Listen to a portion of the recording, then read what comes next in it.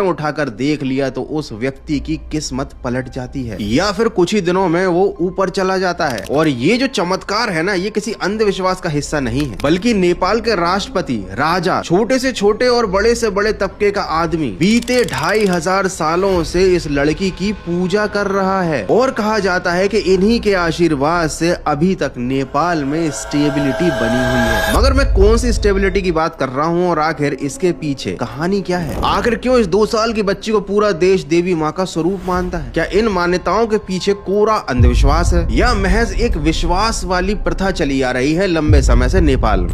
आज के इस वीडियो में आप सनातन धर्म, नेपाल और देवी माँ का ऐसा पहलू जानने वाले हैं जिसकी आपने कभी कल्पना नहीं की होगी। एंड लिटरली आज का ये वीडियो आई ओपनिंग भी है, डरावना भी है, इंटरेस्टिंग भी है और सबसे हटके है। तो चलो चलते हैं नेपाल, जानते हैं क्या है पूरा माजरा आज के नॉलेजेबल और तगड़े वीडियो में।